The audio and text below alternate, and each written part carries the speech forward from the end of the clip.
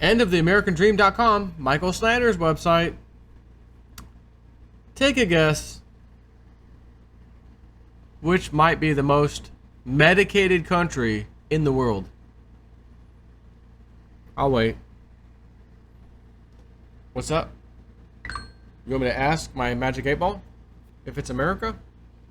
America!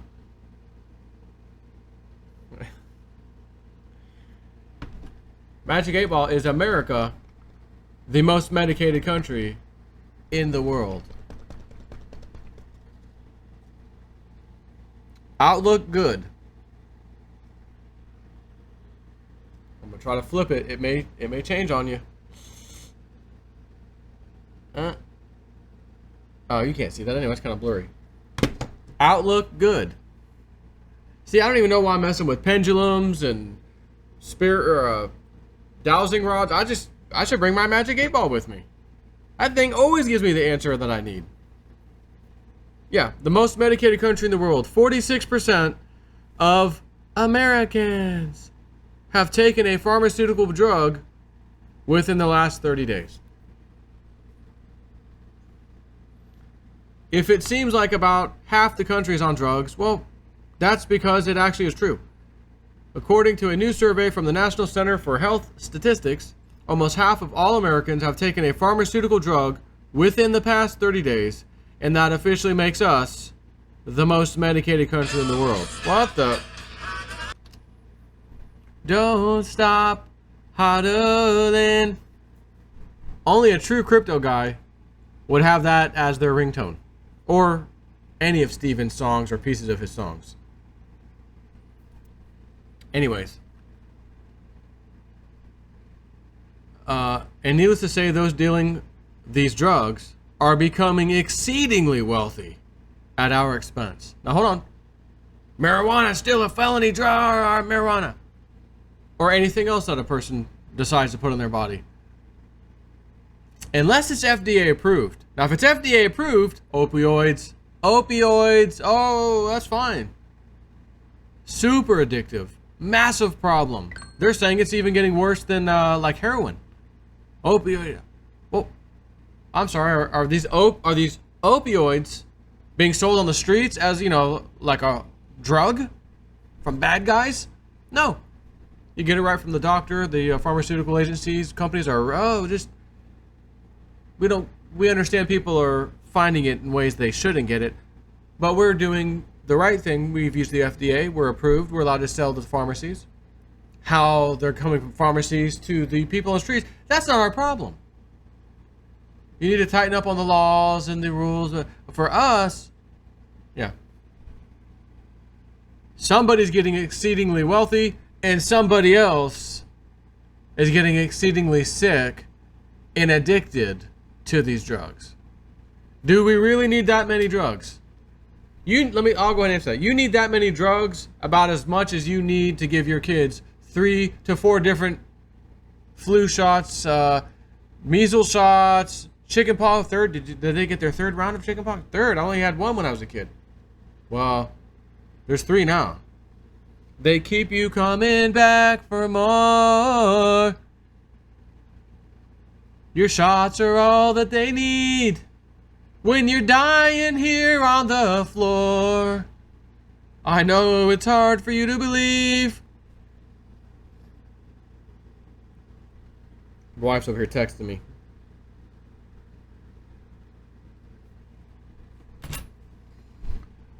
I'm in here on the phone. I forgot my key. So let's see where this goes. The average American spends $1,200 a year on, again, legal prescription drugs.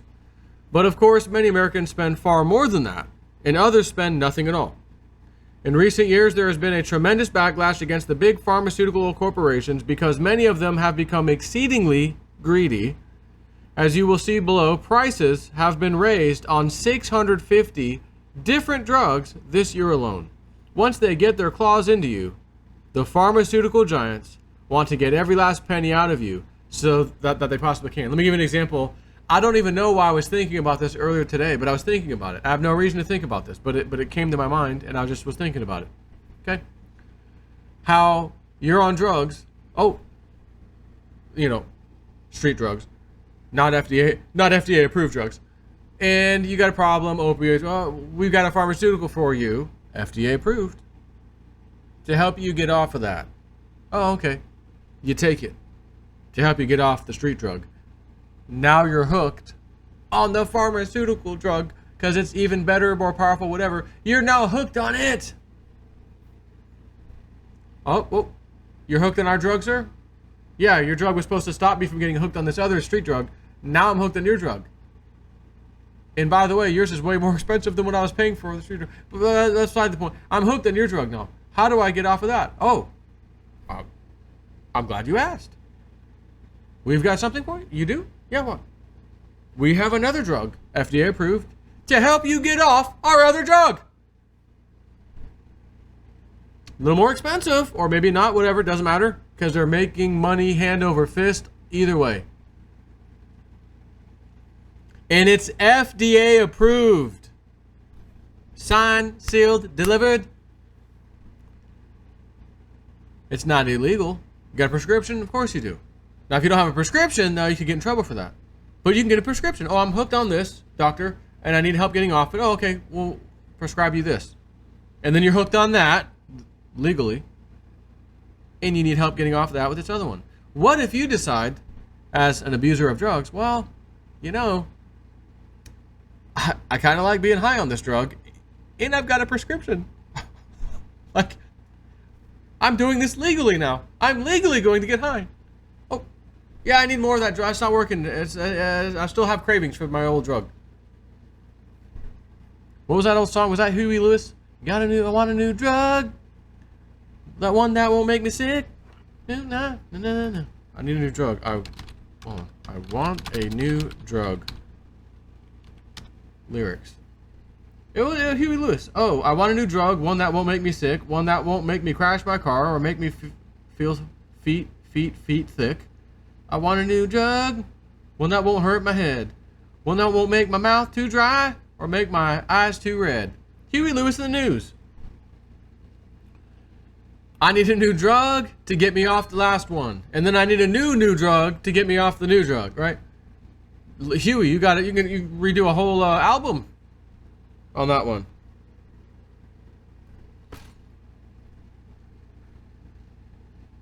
Let me just continue this.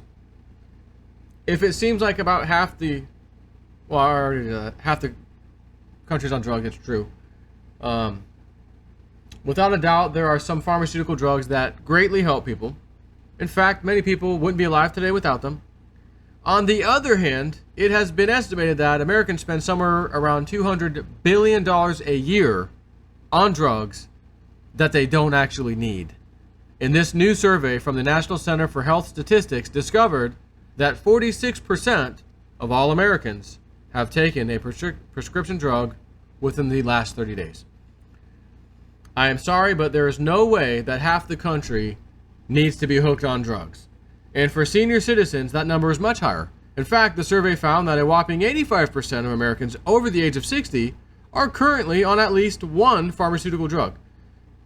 How many? 85% of people over 60. For adults under the age of 60, antidepressants are being taken more than anything else. For young adults, antidepressants are king. According to the most recent numbers, 11.4% of 20 to 59-year-olds had taken a drug to help with their mood in the last month when they took the survey. Well, I'm the doctor. What's wrong, young lady? I'm very depressed lately. Oh, how long have you been feeling depressed? Months? Hasn't been going away? Okay. I'm going to go ahead and prescribe you this. This works. Okay. Have a nice day. Now, what should have happened? Hi, I'm Dr. Jason Up. You're depressed, huh? How long have you been depressed? For 4 months. Okay. Do you know what started the depression? Did an event happen in your life? Did anything change? Oh, you broke up with your boyfriend. Okay. And you lost your job. Okay. So you're depressed for legitimate reasons. Okay. Is the doctor trained to ask those questions and maybe provide a specialist, potentially, who's not going to prescribe drugs and just talk to the person. You're depressed because you should be depressed. You know, oh, my dad died. You're depressed because you should be depressed. But there's a process. Maybe you'll get over it over a certain amount of time. But again, what are these doctors trained to do? I'm trained to tell, oh, depression, let me open my book. There's 3 different medications, and that one sends me bonuses every month. I go on vacations. I go on cruises from them. It's a little more expensive, but, I mean, they're sending me on vacation. So, I'm going to, yeah, I think the top one, this number 1, I'm going to prescribe you that one.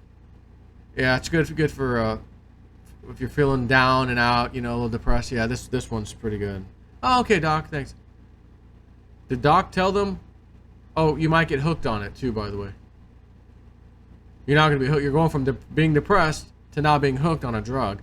And the same company who sends me on vacation has another drug if you get hooked on their first drug. So let me know what happens, and I'll get with you. Now, what about the second and third drugs? Those ones who aren't paying your vacation.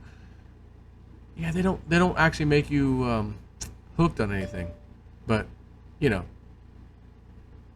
I'm going on vacation with the first one, so you know, I gotta one hand washes the other. You know what I'm saying? So, anyways, more than 650 products had price increases this year through early February, according to RX Savings Solutions, which sells software to employers and insurers to reduce drug costs. The industry justifies the moves as essential for investing in research and development. Drug makers, $200 billion a year coming in. We need more money. We're all seeing, all powerful, all knowing, but we need money. $200 billion a year? Not enough in there for R&D. Yeah. How much are your top executives making? Oh, millions. In salary? Oh, millions. And the guys under them? Millions. And the guys under them? Hundreds of thousands. High hundreds of thousands. Oh, what about bonuses for all those? Oh, multiple millions. And you say there's no room for R&D. You got to raise the prices on us, huh? Okay. Raising prices on you on things you don't even need. As I said, many of these things you don't even need. It says in the survey or whatever, the study. Many not even needed. Most things can be fixed by changing your diet. Done. You want a little tip from Snip? It's a Snip tip. Snip tip. Cut the breads and the pastas and that kind of stuff, the wheats, out of your diet. Doesn't mean cut it all out, but cut a lot of it out. You will see a change just by doing that one little thing. Oh, hamburger, bread, maybe I won't. You want that burger? Get the burger without the bread. Philly cheese, I make a good Philly. Philly, nope. Philly without the bread. Or don't get the Philly at all. Choose something else. You will notice, because that stuff turns into sugar in your body as it's processed. And you're already drinking things and eating other things that have some kind of sugar in it anyway, so you're already getting tons of sugar, believe me.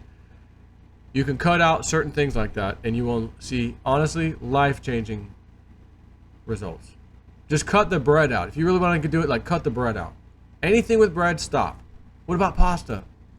You should probably stop. But if you're like, you can't, just at least start with the breads. Anyways, I'll post the link. A little bit more to the article, but I think I've said enough.